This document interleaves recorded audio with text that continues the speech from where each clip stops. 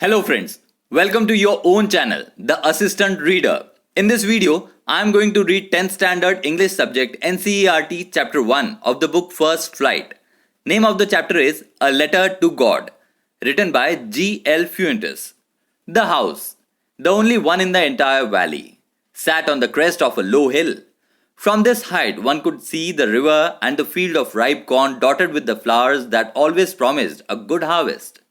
The only thing the earth needed was a downpour or at least a shower. Throughout the morning, Lencho, who knew his fields intimately, had done nothing else but see the sky towards the northeast. "Now we are really going to get some water, woman." The woman who was preparing supper replied, "Yes, God willing." The older boys were working in the field, while the smaller ones were playing near the house until the woman called to them all, "Come for dinner." It was during the meal that, just as Lancho had predicted, big drops of rain began to fall. In the northeast, huge mountains of cloud could be seen approaching. The air was fresh and sweet. The man went out for no other reason than to have the pleasure of feeling the rain on his body. And when he returned, he exclaimed, "These aren't raindrops falling from the sky, they are new coins. The big drops are 10-cent pieces and the little ones are fives." With a satisfied expression, he regarded the field of ripe corn with its flowers, draped in a curtain of rain. But suddenly a strong wind began to blow, and along with the rain, very large hailstones began to fall. These truly did resemble new silver coins.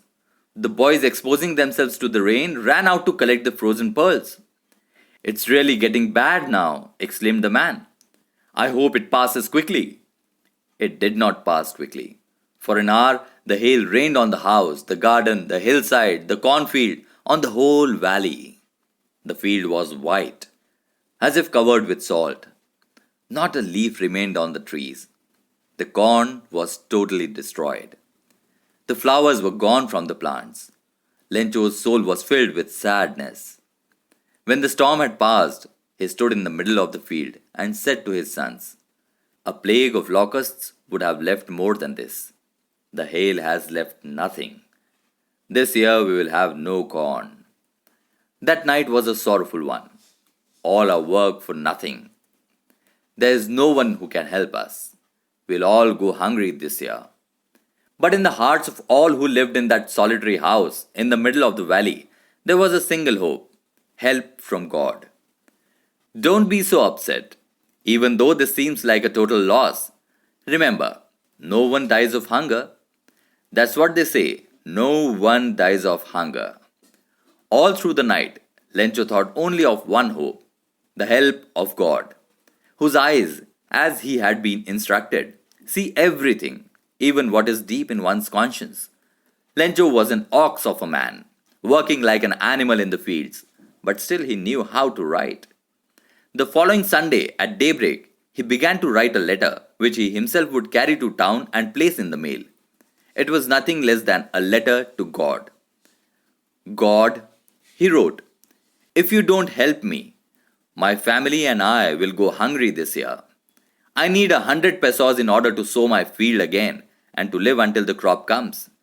Because the hailstorm, he wrote "to God" on the envelope, put the letter inside and, still troubled, went to town. At the post office, he placed a stamp on the letter and dropped it into the mailbox. One of the employees, who was a postman and also helped at the post office, went to his boss laughing heartily and showed him the letter to God. Never in his career as a postman had he known that address. The postmaster, a fat, amiable fellow, also broke out laughing, but almost immediately he turned serious and, tapping the letter on his desk, commented, "What faith! I wish I had the faith of the man who wrote this letter, starting up a correspondence with God." So, in order not to shake the writer's faith in God, the postmaster came up with an idea: answer the letter. But when he opened it, it was evident that to answer it, he needed something more than goodwill, ink and paper. But he stuck to his resolution. He asked for money from his employees. He himself gave part of his salary, and several friends of his were obliged to give something for an act of charity. It was impossible for him to gather together the 100 pesos, so he was able to send the farmer only a little more than half. He put the money in an envelope addressed to Lencho and with it, a letter containing only a single word as a signature: God. The following Sunday, Lencho came a bit earlier than usual to ask if there was a letter for him. It was the postman himself who handed the letter to him, while the postmaster, experiencing the contentment of a man who has performed a good deed, looked on from his office. Lencho showed not the slightest surprise on seeing the money. Such was his confidence. But he became angry when he counted the money. God could not have made a mistake, nor could he have denied Lencho what he had requested. Immediately, Lencho went up to the window to ask for paper and ink.